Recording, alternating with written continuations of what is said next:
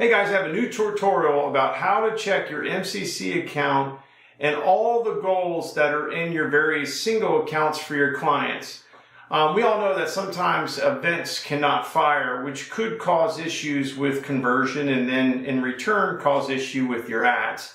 It is very difficult to monitor 100 different accounts and then all their goals. Checking them every day takes a lot of time. So what I did is I put together a great report that will help check every single account on the fly and provide notifications through email whether the status is good or bad with a full roll-up in Google Sheets. So let's dive in. So I put the post together that's going to be in the comment section that goes all the way through this as a tutorial. So basically what it will look like when it outputs is this file here.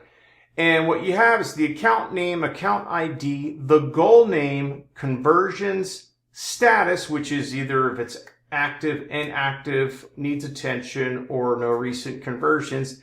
And then we specified over a 60-day period. Within the post, you'll have basically email notifications. There's going to be in the script that would send out if there's a problem. It would show basically each account that shows no goals are being triggered, and then the actual link to the report.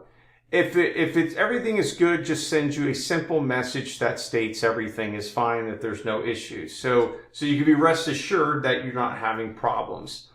So going through that, this post will go through the requirements, the original script. Keep in mind, you can modify this script if you need to put exclude certain accounts so that it doesn't come up in the report. For example, if you have a single client that has multiple accounts and you just want to do a report for that particular client, you could do that as well. You could also edit the text in the copy as well. You can send it out to different recipients.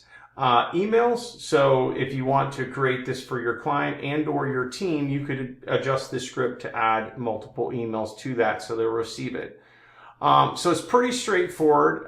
In the post, I also outlined the configuration of the script, the different parts of it, and then a step-by-step tutorial. Please like and subscribe. It helps us create great content for you.